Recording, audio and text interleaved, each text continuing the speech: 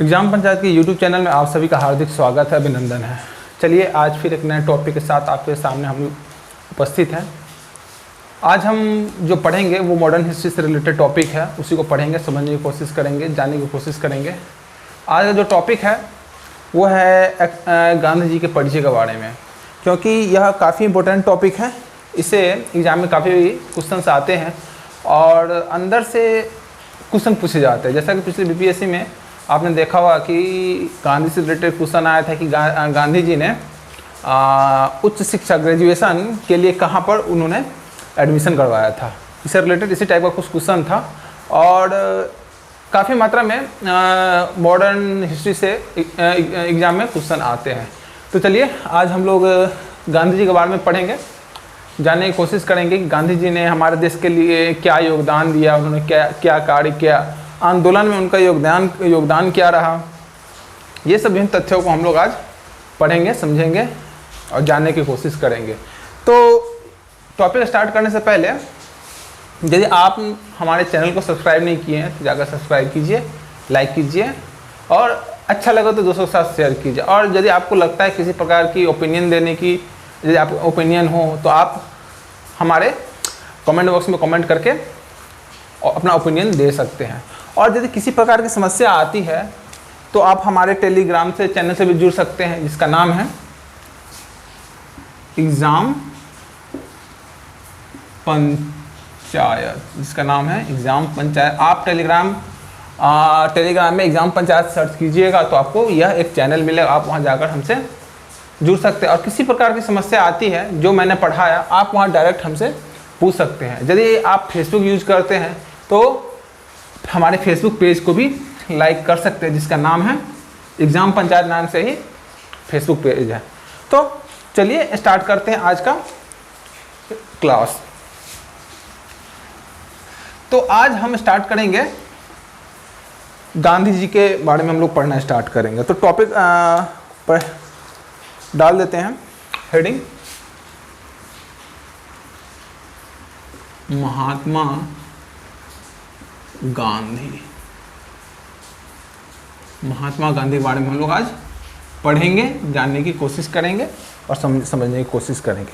तो यदि गांधी जी के बारे में हम लोग स्टार्ट किए हैं तो सबसे पहला क्वेश्चन आता है कि गांधी जी थे क्या। उनके बारे में कुछ बातें बता दूं आपको। तो गांधी जी एक व्यक्ति ही नहीं थे, एक विचार, उन्होंने जो विचारधारा दिया, गांधीवादी विचारधारा, एक विचारधारा थे जिनको अपनाकर उन्होंने भारतीय स्वतंत्रता संग्राम में अहम भूमिका निभाई और हमारे देश को आज़ादी दिलाई। आप समझ सकते हैं, एक व्यक्ति जो बिना किसी लड़ाई झगड़ा, बिना डंडा मारे देश को आज़ाद करा दिया, वैसे महानतम व्यक्ति मुझे नहीं लगता कि विश्व में कोई होगा। यदि आपको कोई कुछ बोलता है, एक बात बोलता है तो आप उलट कर दो बात बोल देते हैं। लेकिन आप सोचिए कि इतनी बड़ी आज़ादी की लड़ाई लड़ी जा रही थी, उन्होंने केवल सत्य और अहिंसा का मार्ग ही अपनाया और उसी मार्ग पर चलते चलते उन्होंने देश को आज़ाद कराया। और यह हमारे लिए बहुत बड़ी उपलब्धि थी। आप सोच सकते हैं यदि भारत में गांधी जी नहीं होते तो हो सकता था कि स्वतंत्रता प्राप्त करने में लेट हो। आप देख रहे थे जिस प्रकार क्रांतिकारी आंदोलन कर रहे थे और अंग्रेज उसका दमन कर रही थी, दमन की नीति अपना रही थी, तो वैसा संभव नहीं था कि देश आज़ाद कराया जा सकता था। विद्रोह के द्वारा देश आज़ाद नहीं कराया जा सकता था।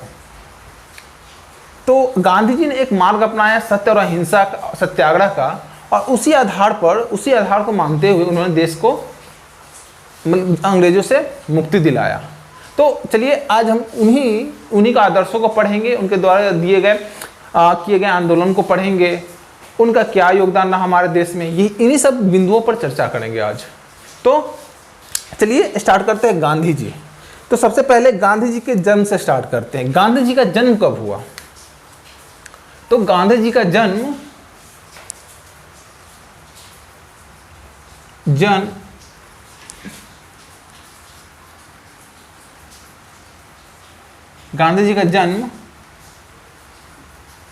जन्म 2 अक्टूबर 1869 को हुआ।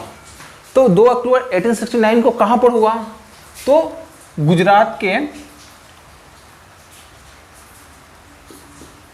पोरबंदर नामक स्थान पर उनका जन्म हुआ। गुजरात के पोरबंदर नामक स्थान, वे गुजराती थे। तो जन्म 2 अक्टूबर को हुआ 1869 को। और इनकी मृत्यु कब हुई? तो इनकी मृत्यु हो जाती है, मृत्यु 30 जनवरी 1948 को होती है। तो इनकी मृत्यु कैसे होती है? तो ये बिरला हाउस,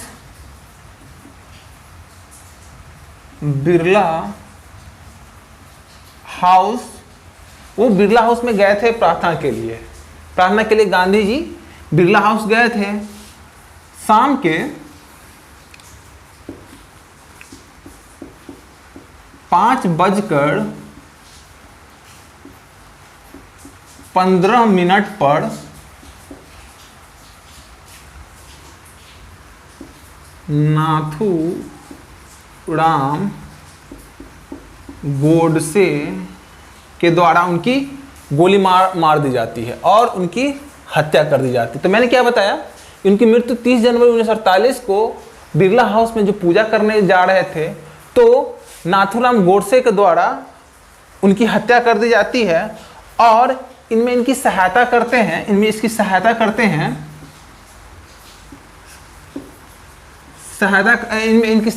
हैं नाथूराम गोडसे गोली मार, इनकी सहायता करते हैं नाना आप्टे।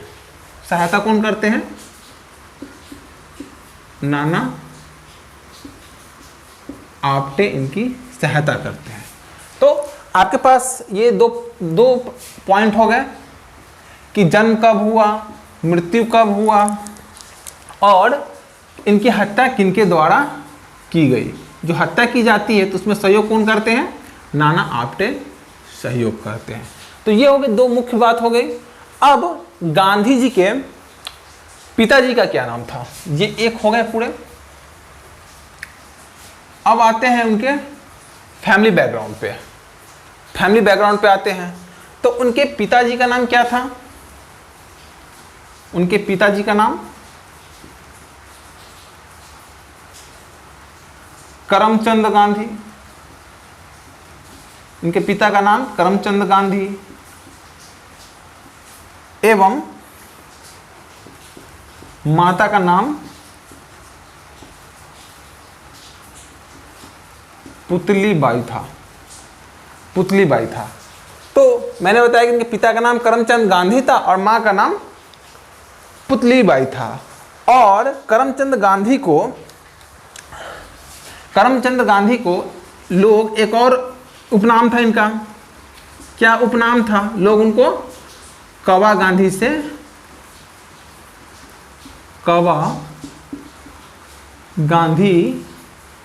के नाम से पुकारते थे। उनको कवा गांधी भी बोलते थे।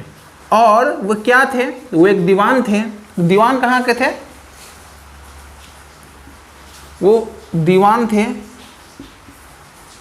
कहाँ के थे? तो वो पोरबंदर,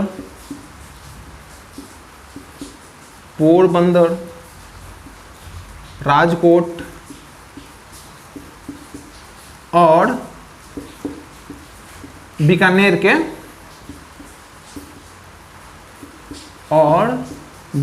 के वो दीवान थे। तो मैंने बताया पिता करमचंद गांधी, इनका उपनाम क्या था? कवा गांधी। दीवान कहाँ थे? पोरबंदर, राजकोट और बीकानेर। इनका कहाँ थे? पोरबंदर, राजकोट और बीकानेर। अब आते हैं इनकी पत्नी पे। इनकी पत्नी का नाम क्या था? तो इनकी पत्नी का नाम कस्तूरबा गांधी था। इनकी पत्नी का नाम क्या था? तो कस्तूरबा गांधी था। और इनके कितने पुत्र थे? तो इनके कितने पुत्र थे? इनके 4 पुत्र थे। 4 पुत्र थे। पहला कौन था? इनका नाम हीरालाल, मनीलाल, रामदास और देवदास था। तो क्या था इनका? हरिलाल, मनीलाल, रामदास और देवदास था। हरिलाल,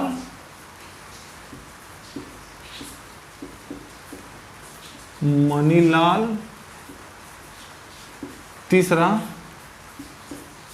रामदास और चौथा देवदास। तो इनके ये 4 पुत्र हो गए। 4 पुत्र हमसे पूछ सकता है कि इनमें से कौन गांधी जी के पुत्र नहीं थे। तो ये इनके 4 पुत्र हो गए, हरिलाल, मनीलाल, रामदास और देवदास। ये इनके 4 पुत्र हो गए। और एक और कहा जाता है कि इनके एक 5वें पुत्र की उपाधि दी गई थी। वो 5वां पुत्र कौन थे? तो वो थे जमनालाल। उनके 5वें पुत्र की जो उपाधि बोला जाता है, ऐसी उपाधि दिया गया था। गांधी जी के पुत्र के बारे में कहा गया था कि वो उनका 5वां पुत्र थे। तो वो 5वां पुत्र किसको कहा गया था? 5वां पुत्र की उपाधि किसको दिया गया था? तो जमुना लाल को दिया गया था 5वें पुत्र की उपाधि। तो चलिए एक बार हम आपको रिवीजन करवा दे रहे हैं। तो महात्मा गांधी का जन्म 2 अक्टूबर को पोरबंदर गुजरात में होता है। मृत्यु 30 जनवरी 1948 को बिरला हाउस में शाम 5 बजे 5:15 पे होता है। नाथूराम गोडसे की सहायता से और नाथूराम गोडसे ने उनकी हत्या की और सहायता नाना आप्टे के द्वारा किया जाता है। हत्या में पिता का नाम करमचंद्र गांधी था और माता का नाम पुतलीबाई था। पत्नी कस्तूरबा गांधी थी। और कितने वर्ष में इनकी शादी हुई थी कस्तूरबा गांधी से? तो जब गांधी जी 13 वर्ष के थे, गांधी जी कितने थे? जब 13 वर्ष के थे तभी इनकी शादी कस्तूरबा गांधी से होती है। और गांधी और कस्तूरबा से 4 पुत्र रत्न होते हैं। उसमें हरिलाल, मनीलाल, रामदास, देवदास होते हैं। और 5वें पुत्र की उपाधि जमनालाल को दिया जाता है। और जब नाथूराम गोडसे गांधी जी की हत्या करते हैं तो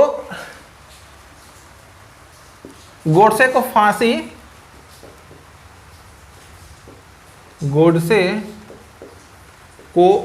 कब दी जाती है? तो गोडसे को फांसी 15 नवंबर 1949 को में उनकी फांसी दी जाती है। शायद अंबाला जेल में इनको फांसी दी जाती है। तो ये हो गया कुछ पॉइंट्स। और यदि कहा जाता है कि गांधी जी के राजनीतिक गुरु के बारे में तो कौन थे, तो मैं यहीं पे लिख दे रहा हूं। गांधी जी के राजनीतिक गुरु कौन थे? तो राजनीतिक गुरु कौन थे? तो गोपाल कृष्ण गोखले।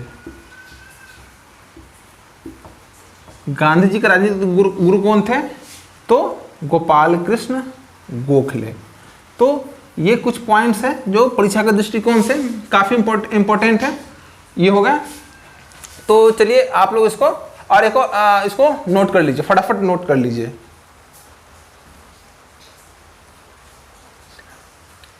और एक और चीज कहा जाता है, इनकी एक शिष्या गांधी जी की शिष्या।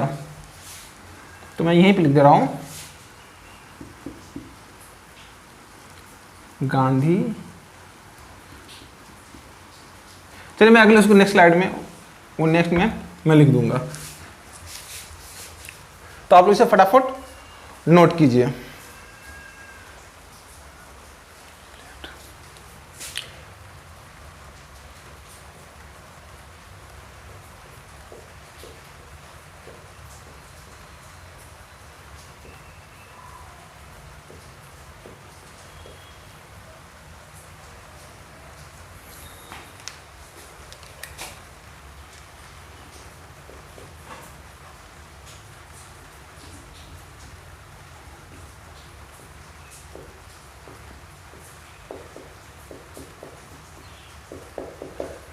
मैंने यहाँ पे लिखा मीराबेन। तो मीराबेन एक ब्रिटिश महिला थी जो कि जिनका नाम था ये तो मीराबेन नाम गांधी जी के द्वारा दिया गया था, लेकिन एक ब्रिटिश महिला थी जिसका वास्तविक नाम मेडलिन स्लेड था। तो ये कुछ पॉइंट्स है, आप लोग इसको नोट कर लीजिए। अब हम बात करेंगे गांधी जी की शुरुआती शिक्षा के बारे में बात करेंगे हम लोग। गांधी जी की शुरुआती शिक्षा किस प्रकार हुई, क्योंकि इसे आजकल देखा जा रहा है कि एग्जाम में काफी क्वेश्चन बन रहे हैं। जैसा कि बीपीएससी में क्वेश्चन पूछे हुआ था, तो संभवतः इससे संबंधित कोई ना कोई क्वेश्चन आने की चांस है। तो गांधी जी की प्रारंभिक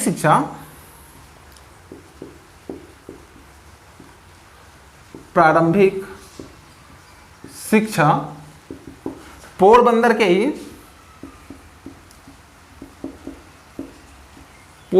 के प्राथमिक विद्यालय से हुआ। जब गांधी जी 11 वर्ष के हो गए तो उनके पिताजी का स्थानांतरण राजकोट हो गया। तब जाकर उन्होंने अपना एडमिशन राजकोट के अल्बर्ट हाई स्कूल में नामांकन करवाया और यहाँ से उन्होंने नामांकन करवाया, जहाँ से उन्होंने अपनी हाई स्कूल की शिक्षा प्राप्त की। और जब यहाँ से जब अब इसी अल्बर्ट हाई स्कूल का नाम फिलहाल में से बदलकर नाम चेंज कर दिया गया है। वर्तमान में नाम परिवर्तित कर दिया गया है और इसका नाम हो गया है मोहनदास करमचंद गांधी हाई स्कूल। तो यह हुआ मोहनदास करमचंद गांधी हाई स्कूल। यहाँ से उन्होंने हाई स्कूल की शिक्षा प्राप्त की। जब उन्होंने हाई स्कूल की शिक्षा प्राप्त कर ली तो 1888 में ग्रेजुएशन की पढ़ाई के लिए उन्होंने एक रियासत थी, क्या नाम था उसका, इसका रियासत का नाम था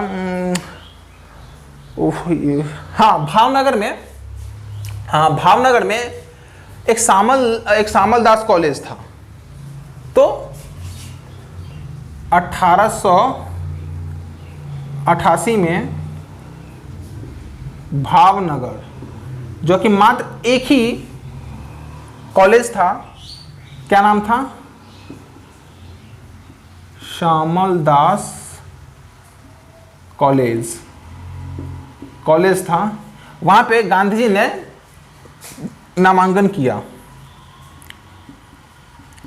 नामांकन करवाया ग्रेजुएशन के लिए, स्नातक में एडमिशन कराया। लेकिन यहाँ पे ये ज़्यादा दिन क्लास नहीं कर पाया और यहाँ से ये ड्रॉप आउट हो गए। जब यहाँ से ड्रॉप आउट हो गए तो 1888 में वो इंग्लैंड चले जाते हैं। तो भाई इंग्लैंड क्यों जाएंगे वो? तो इंग्लैंड वो वकालत की पढ़ाई के लिए वे इंग्लैंड चले जाते हैं। वकालत की पढ़ाई के लिए वे इंग्लैंड चले जाते हैं और जहाँ पे उन्होंने वकालत की पढ़ाई की और 1991 में वे वकालत की पढ़ाई पूरी कर ली। तो वो कहाँ जाते हैं? 1888 ईस्वी में चले जाते हैं इंग्लैंड। किस लिए जाते हैं? वकालत की पढ़ाई के लिए। और इनकी पढ़ाई पूर्ण कब होती है? तो पूर्ण जुलाई 1991 में पूर्ण होता है। जब पूर्ण हो जाती है इनकी पढ़ाई तो वो पुनः भारत लौट आते हैं और मुंबई और राजकोट में वो वकालत की प्रैक्टिस करने लगते हैं। आप लोग जानते हैं कि जिस प्रकार डॉक्टर का डिग्री मिलने पर जिस डॉक्टर कोई बनता है तो प्रैक्टिस करने क्लिनिक खोलता है, उसी प्रकार जब वो वकालत की पढ़ाई कर लेते हैं तो वे भारत में आते हैं और मुंबई और राजकोट में अपना प्रैक्टिस करते हैं। तो कहाँ पे प्रैक्टिस करते हैं, वकालत कहाँ करते हैं? वकालत करते हैं बंबई एवं राजकोट में। जब बंबई और राजकोट में वकालत की प्रैक्टिस कर रहे थे तो उसी समय एक मुस्लिम इनसे मिलने आता है, जो कि व्यापारियों के जो व्यापार संघ का वो प्रतिनिधि था।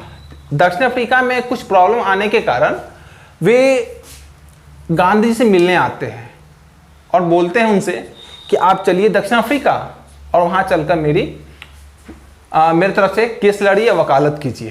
तो गांधी जी दक्षिण अफ्रीका जाते हैं तो इसी क्रम में वो वकालत मतलब कि उनकी केस लड़ने के लिए वे दक्षिण अफ्रीका जाते हैं। और उनका नाम क्या था? तो उनका नाम था दादा अब्दुल्ला। जब वो प्रैक्टिस मुंबई और राजकोट में कर रहे थे तो दादा अब्दुल्ला के अनुरोध पर दक्षिण अफ्रीका गए और दक्षिण अफ्रीका जाकर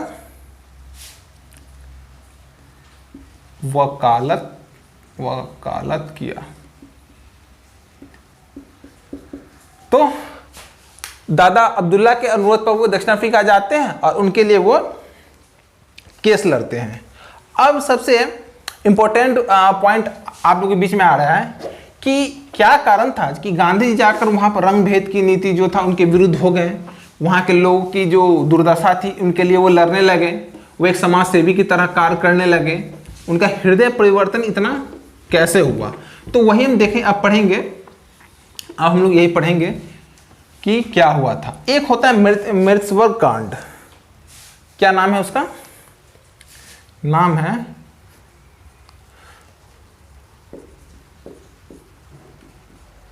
मृत्सवर्ग कांड।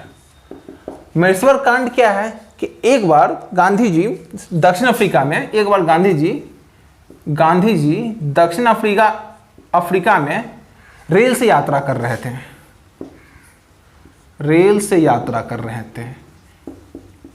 कौन सी श्रेणी में? प्रथम श्रेणी में वो यात्रा कर रहे थे। तो होता है क्या कि प्रथम श्रेणी में बैठ गए और जानते हैं कि मुरट्ठा बांध के, धोती कुर्ता बैठ के वो ट्रेन में बैठ जाते। लेकिन जो थे गोरे, उनके नज़र में क्या था कि जो सूट बूट टाई लगाकर जो आए वही गोरा है, वो वही स्टैंडर्ड पढ़ा लिखा है, बाकी सब जाट जाहिल है। तो लेकिन वो सादगी में रहते थे। मुरट्ठा बांध के, धोती कुर्ता पहन कर, लंगोट लगाकर ट्रेन में बैठ गए। तो होता है क्या कि एक और यात्रा किसके बीच में हो रहे थे, ये बहुत इंपॉर्टेंट है, ये पूछता है एग्जाम में कि गांधी जी जब मृत्सवर्ग कांड होता है तो किसके बीच में यात्रा कर रहे थे। तो स्टेशन था डरबन से प्रिटोरिया की यात्रा कर रहे थे। तो यात्रा के दौरान टीटी जब प्रथम श्रेणी के क्लास में टिकट चेक करने के लिए आया तो देखा कि वो एक काला बैठा हुआ है, मुरट्ठा बांध कर बैठा हुआ है। तो उनसे पूछा कि आप यहाँ क्यों बैठे हैं? तो बोले कि मैंने प्रथम श्रेणी का वो टिकट लिया है, इसलिए मैं बैठा हूँ। उन्हें थोड़ी पता था कि यहाँ पर भी भेदभाव की जाती है। लेकिन जो कि साउथ अफ्रीका में भारत से कहीं ज़्यादा रंग भेद की नीति अपनाई जा रही थी। गोरों कालों के बीच में बहुत ज़्यादा डिफरेंस था, बहुत ज़्यादा असमानता था। वो लोग काले को बहुत हीन समझते थे। तो वो डरबन से प्रिटोरिया जब यात्रा कर रहे थे तो मैरिट्सबर्ग एक स्टेशन है, मैरिट्सबर्ग,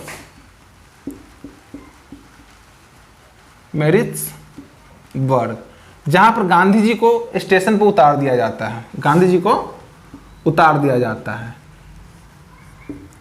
तो जो ये घटना होती है, ये घटना उनके जीवन में बहुत प्रभाव डालती है, उन्हें सोचने पर विवश करती है कि आखिर रंग भेद की नीति क्यों अपनाई जाती है, आखिर क्यों इतना गोरे काले के बीच में यदि खून सबका लाल है तो गोरा काला में इतना असमानता क्यों है। वो भी एक मानव है, हम भी मानव है, वो भी ईश्वर का संतान है, हम भी ईश्वर का संतान है, फिर भी क्यों इतनी असमानता है। तो ये जो कांड उनके मस्तिष्क पर बहुत ज़्यादा गहरा प्रभाव छोड़ता है और उन्होंने ठाना कि ये इसी कारण से कि वे रंग भेद की नीति के खिलाफ वो लड़ाई करेंगे और जो सम्मान काले को नहीं मिल रहा है वो सम्मान दिलवाएंगे। तो चलिए आप लोग फिलहाल इसको आप नोट कर लीजिए।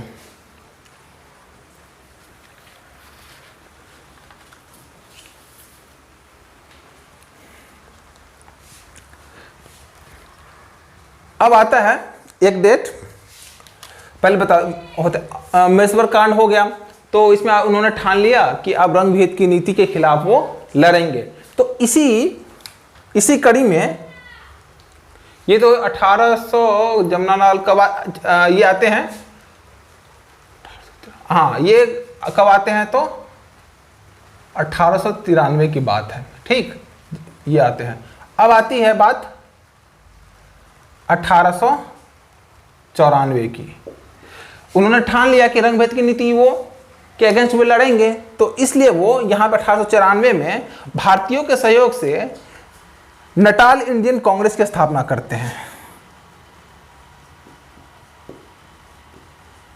भारतीयों के सहयोग से कौन सी संस्था करते हैं तो नटाल इंडियन कांग्रेस। तो नटाल इंडियन कांग्रेस की स्थापना करते हैं और यह स्थापना करने का मूल उद्देश्य यह था कि भारतीयों को एकत्रित करना था और सबको संगठित करके जो रंग भेद की नीति है, असमानता की जो नीति है गोरो कालों के बीच, उसके विरुद्ध लड़ना था। तो 1894 में नटाल इंडिया कांग्रेस की स्थापना होती है, जो कि परीक्षा के दृष्टिकोण से काफ़ी इंपॉर्टेंट है। यह डेट आप याद रखिएगा नटाल इंडियन कांग्रेस के बारे में। तो 1894 में ये लड़ते हैं और ये लड़ाई इनकी कंटिन्यू जारी रहती है नटाल इंडियन कांग्रेस के बैनर तले ये चलती है। और 1901 में, और बात आती है 1901 की, 1901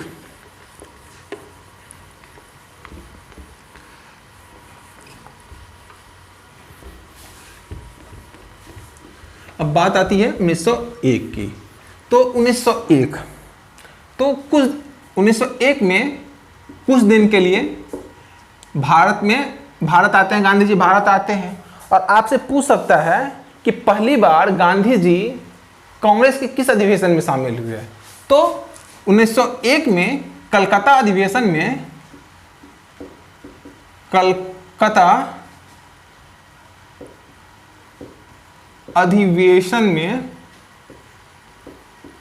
प्रथम बार गांधी जी शामिल हुए थे।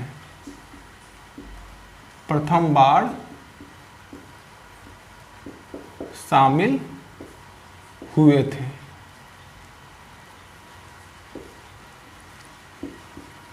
कांग्रेस के कलकत्ता अधिवेशन, कांग्रेस के कलकत्ता अधिवेशन में शामिल हुए थे। आपसे पूछ सकता है कि आप बताइए कि गांधी जी जो भारतीय राष्ट्रीय कांग्रेस की जो अधिवेशन होती थी तो प्रथम बार कब शामिल हुए थे। तो इसका राइट आंसर हो जाएगा 1901 के कलकत्ता अधिवेशन में गांधी जी प्रथम बार शामिल हुए थे। और अध्यक्ष आप लोग कमेंट में बताइएगा कि कांग्रेस के किस अधिवेशन को गांधी जी ने अध्यक्षता किया था। तो आप लोग कमेंट में बताइएगा इसका आंसर।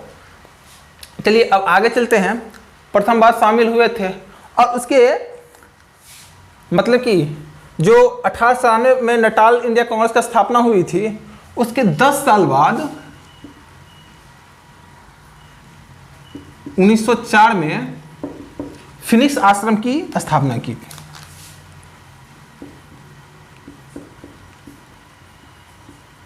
फिनिक्स आश्रम की स्थापना किया गया। किनके द्वारा? गांधी जी के द्वारा। आपसे क्वेश्चन पूछ सकता है कि गांधी जी द्वारा प्रथम स्थापित आश्रम कौन सा है, तो फिनिक्स आश्रम। पूछ दे कि भारत में गांधी द्वारा स्थापित प्रथम आश्रम कौन है, तो सत्याग्रह सभा, जो बाद में चल के साबरमती आश्रम बन गया, तो वो आंसर हो जाएगा सत्याग्रह सभा रहे ऑप्शन में, सत्याग्रह सभा, नहीं तो साबरमती आश्रम। तो चलिए आप लोग इस सबको नोट कर लीजिए।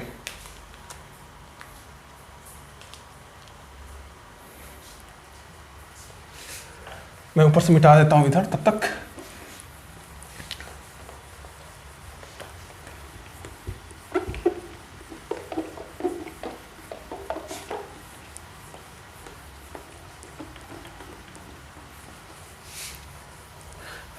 अब आती है बात 1906 की।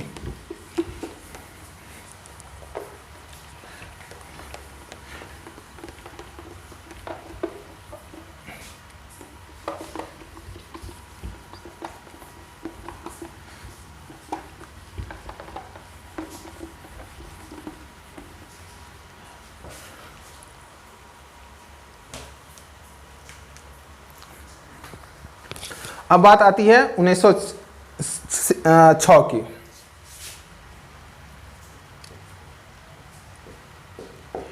दक्षिण अफ्रीका सरकार द्वारा एक भारतीय पंजीकरण के लिए एक एक्ट लाया गया जिसका नाम था एशियाटिक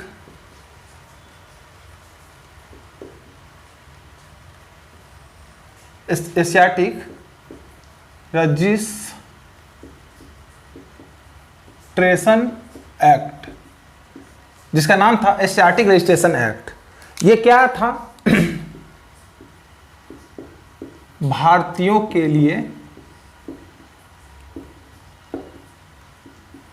पंजीकरण।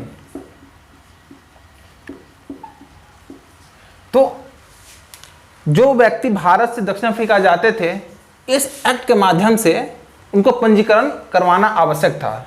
जैसा कि अभी हम लोग देख रहे हैं, एनआरसी है, कैब है, सीए है, तो उसी टाइप का ये था, जिसका विरोध गांधी जी द्वारा किया गया।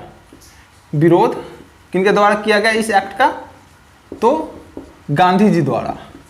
और गांधी जी द्वारा ये 1906 में होता है, गांधी जी द्वारा। और इसके विरोध में गांधी जी एक शिष्टमंडल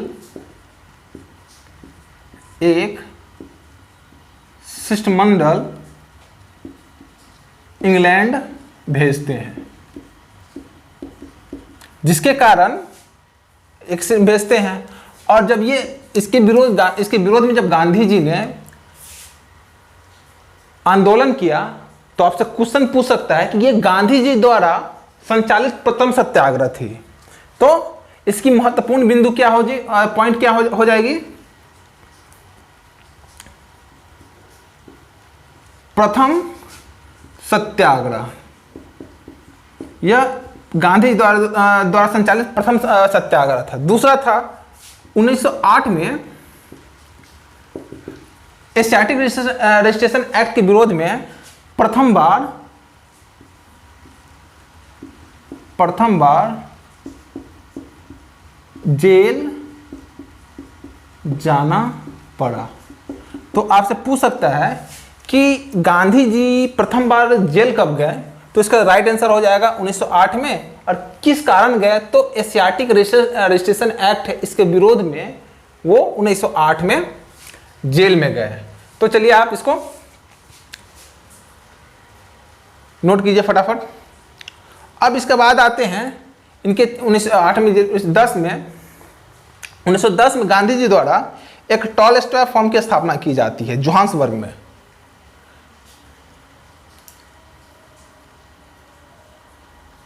यहां पे एक चीज छूट रहा है कि ये फिनिक्स आश्रम कहाँ स्थापना कहाँ होती है, तो डरवन में,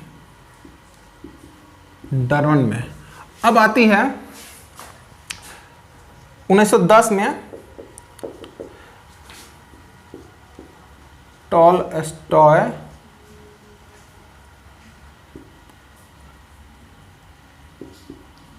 फॉर्म की स्थापना करते हैं। कहाँ करते हैं स्थापना, तो ये स्थापना करते हैं जोहान्सबर्ग में, जोहान्सबर्ग जो कि दक्षिण अफ्रीका में है, वहाँ पे की जाती है। तो आप लोग इसको फटाफट नोट कर लीजिए। और इसमें कभी कभी पूछ देता है, ये इतना ऐसे तो आपके उतना इम्पोर्टेंट नहीं है, इसमें पूछ सकता है जो स्थापना जो जर्मन के एक नागरिक द्वारा किया जाता है उसका नाम क्या है, तो उसका नाम लिख ही देता हूँ, कार्लेन बॉक की सहायता से, जो कि एक जर्मन नागरिक था, उनके सहायता से ये टॉलस्टॉय फॉर्म की स्थापना करते हैं। तो मैंने बताया कि 1906 में एशियाटिक रजिस्ट्रेशन एक्ट का विरोध करते हैं गांधी जी। इसके लिए एक शिष्टमंडल भेजते हैं। यह गांधी जी का प्रथम सत्याग्रह था, ये गांधी जी का प्रथम सत्याग्रह था, और इसी कारण ये काफ़ी भी आई है, प्रथम सत्याग्रह था। और इसी कारण 1908 में उनको जेल भी जाना पड़ा, गांधी जी को जेल भी जाना पड़ा। 1910 में टॉलस्टॉय फॉर्म की स्थापना होती है। कहाँ होती है, तो जोहान्सबर्ग में होती है। किनकी सहायता से होती है, तो कार्लेन बॉक की सहायता से वो स्थापना करते हैं। तो चलिए आप लोग इसे फटाफट नोट कर लीजिए।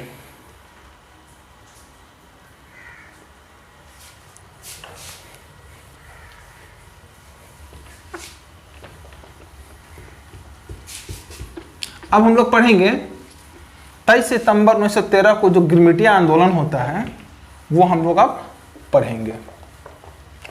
तो गिरमिटिया क्या था, तो जो लोग यहाँ से मतलब भारत से जो लोग दक्षिण अफ्रीका काम के लिए जाते थे, तो वहाँ कुछ वर्ष रहने के बदले कुछ भुगतान वो दक्षिण अफ्रीका के सरकार को करना पड़ता था।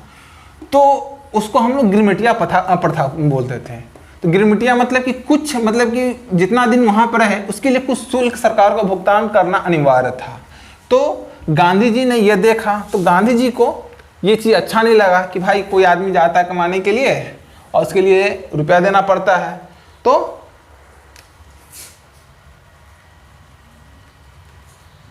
23 सितंबर 1913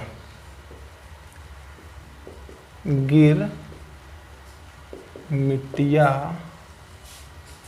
प्रथा। तो यह गिरमिटिया प्रथा, जैसा कि मैंने बताया, गिरमिटिया प्रथा था क्या, तो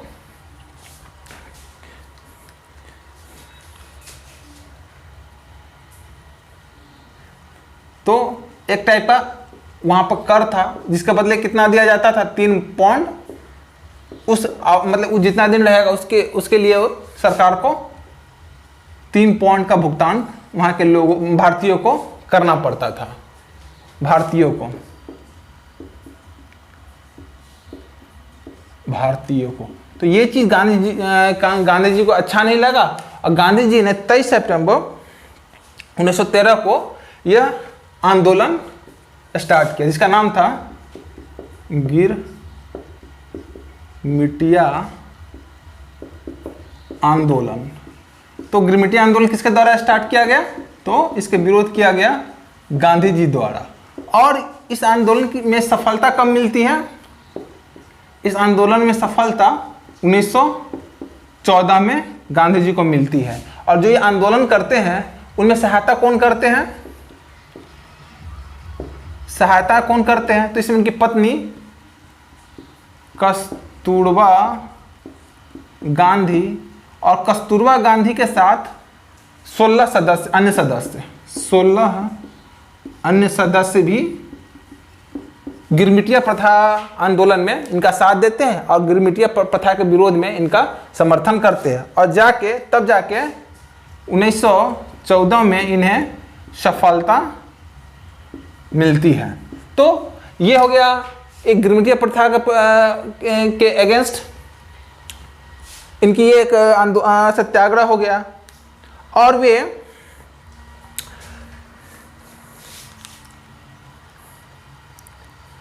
9 जनवरी 1915 को 21 वर्ष दक्षिण अफ्रीका रहने के बाद भारत लौट आते हैं। तो आपसे क्वेश्चन पूछ सकता है कि दक्षिण अफ्रीका में गांधी जी द्वारा कितना समय बिताया गया, तो इसका आंसर हो जाएगा 21 वर्ष।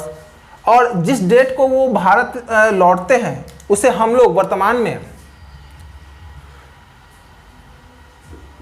भारतीय प्रवासी दिवस के रूप में हम लोग इसे मनाते हैं। तो आपसे पूछ सकता है कि भारतीय प्रवासी दिवस किनके याद में मनाया जाता है, तो ये क्वेश्चन हो जाएगा, इसका आंसर हो जाएगा कि गांधी जी जब दक्षिण अफ्रीका से भारत लौट के आए थे तो यह विश्व भारतीय प्रवासी दिवस के रूप में हम लोग उसे मनाते हैं। तो चलिए इसे आप लोग फटाफट नोट कीजिए।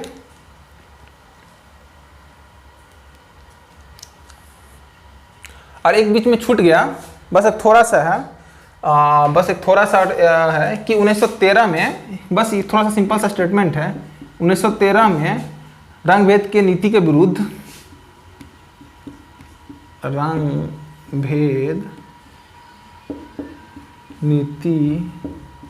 विरुद्ध एक मार्च उन्होंने निकाला था, मतलब रैली निकाला था, मार्च किया था। इसका नाम था द ग्रेट मार्च। तो इसका नाम था द ग्रेट मार्च। आप लोग उसको सिंपल में याद रखिएगा, आप लोग फटाफट इसको याद रखिए।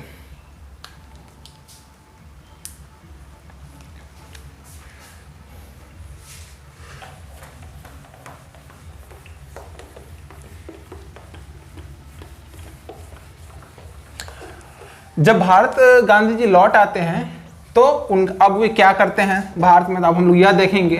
तो जब गांधी जी 9 जनवरी 1915 को जब भारत लौट आते हैं तो सबसे पहले कोचरवा एक जगह का नाम है गुजरात में, वहाँ पे एक आश्रम की स्थापना करते हैं जिसका नाम था सत्याग्रह आश्रम। क्या नाम था? सत्याग्रह आश्रम। तो कब स्थापना करते हैं? तो यह 1915 में करते हैं। 1915 में सत्याग्रह आश्रम का स्थापना करते हैं। और किनके यहाँ? तो जीवनलाल नाम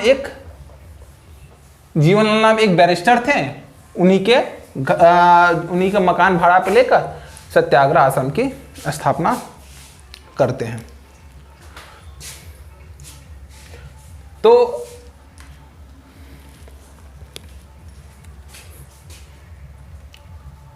पच्चीस मई 1915 को क्या करते हैं? यह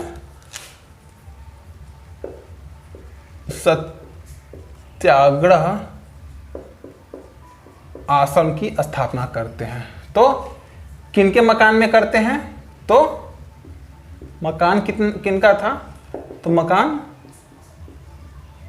जीवनलाल नाम के एक बैरिस्टर थे, उन्हीं के यहाँ ये मकान भाड़ा पे लिए। और जीवनलाल के यहाँ, और यही सत्याग्रह आश्रम, आपको एक डेट आएगा 17 जून 1917 को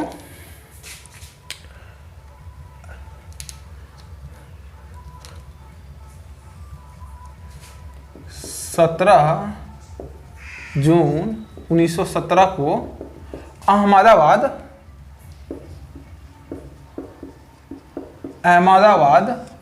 स्थानांतरित की जाती है। कहाँ पे? साबरमती नदी के किनारे। और उस आश्रम में क्या नाम रख दिया जाता है, नाम परिवर्तित करके? साबरमती आश्रम रख दिया जाता है। तो आपसे क्वेश्चन पूछ सकता है साबरमती आश्रम का पुराना नाम क्या है? तो सत्याग्रह सभा साबरमती आश्रम का प्रथम नाम है। कब स्थानांतरित कर दिया गया? तो 17 जून 1917 को अहमदाबाद के साबरमती नदी किनारे यह आश्रम स्थानांतरित कर दिया गया। यदि आपसे पूछे गांधी जी द्वारा भारत में स्थापित प्रथम आश्रम कौन सा है, तो यह हो जाएगा साबरमती आश्रम, या ऑप्शन में आपका रहेगा सत्याग्रह आश्रम। तो ये हो गया। और 1916 में जब BHU की स्थापना होती है, 1916 में BHU अर्थात बनारस हिंदू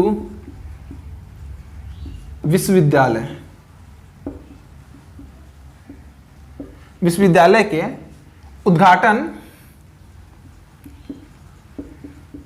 उद्घाटन समारोह में गांधी जी द्वारा भाषण दिया जाता है।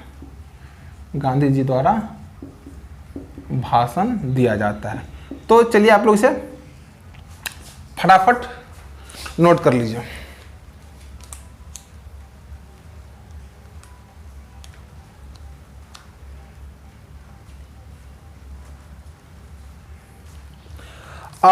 ये हो गया कुछ गांधी जी का प्रमुख बात। और बाकी कुछ टॉपिक्स बच गए हैं जो कि मैं कल के क्लास में कवर करवा दूंगा, जैसे उनकी कौन कौन से पत्रिका का संपादन किया, अखबार कौन कौन सा चालू किया, उनका नाम उपनाम क्या है, कुछ जो छूट गए हैं वो कल की क्लास में आपको कवर करा दिया जाएगा। तो आपको यह क्लास कैसा लगा आप जरूर बताएंगे कमेंट के माध्यम से, क्योंकि आपको कमेंट का इंतजार रहेगा। जब तक आप बताएंगे नहीं तब तक हमें पता नहीं चलेगा कि आपको किस तरह पढ़ाना है, किस तरह नहीं पढ़ाना है।